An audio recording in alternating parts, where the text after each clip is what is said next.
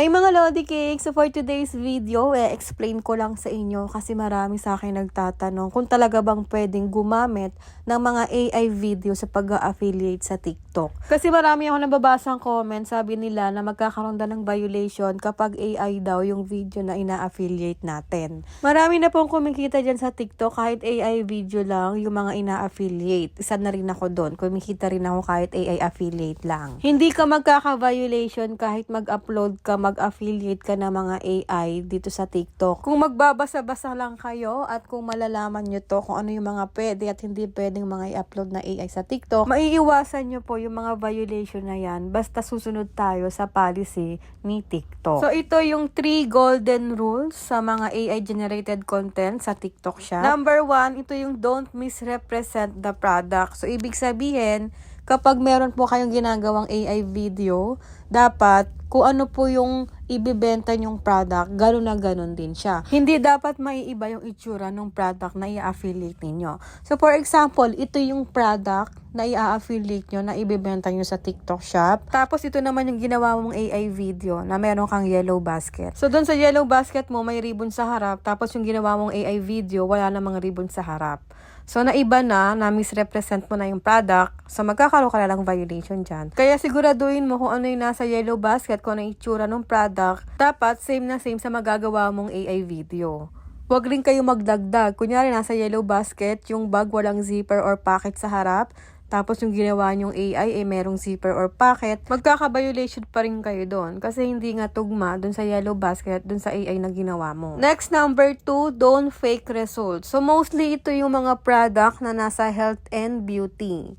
Wag nyo rin itong gagawin, yung gumagawa kayo ng mga AI videos na meron kayong fake result.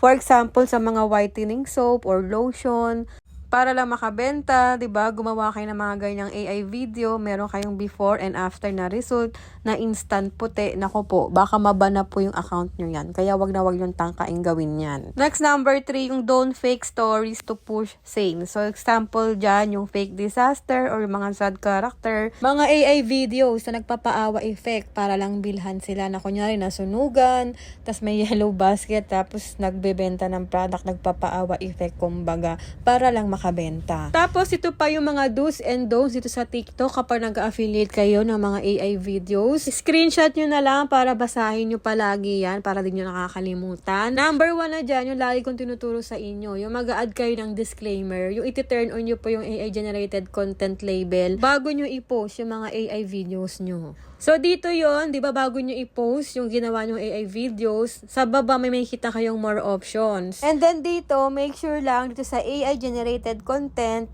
i-enable nyo to. Yan, iti-turn on nyo lang yan. Gusto ni TikTok na nag-add tayo ng disclaimer na AI generated content yung video natin. Dito sa do's and don'ts, basahin nyo na lang yung iba dyan. Pero ito pa yung mga mas mahalaga. Itong use generic cartoon model. So, pag gumagamit kayo ng AI, gumamit kayo ng mga AI avatar na kayo yung AI. Hindi yung gagamit pa kayo ng mga artista, mga kung sino mga sikat na influencer para lang makabenta. Gamitin nyo yung mukha nyo. Ganon kasimple. May tutorial ako dyan, panoorin ninyo. Ilalagay ko sa comment yung link. At kadalasan, dito na-violate Kala nila bawal yung AI, pero dahil mali lang yung pagkaka-upload nila ng mga AI videos, dun sila na-violate. So, ito yung pinakamahalaga din, itong keep content dynamic. So, ibig sabihin, use or demo explanation, not only static visual. So, ito yung example ng static visual na nagpo-promote kayo or nag-affiliate kayo ng mga AI videos na ganito. Yung naka-steady lang yung product na wala masyadong movement. Hindi siya maayos na nade-demonstrate or napapakita yung mga details ng product. Naka-steady lang siya at wala masyadong galaw. Bawal na bawal din yung mga ganitong video. Static pa rin yan. May movement nga pero paulit-ulit lang.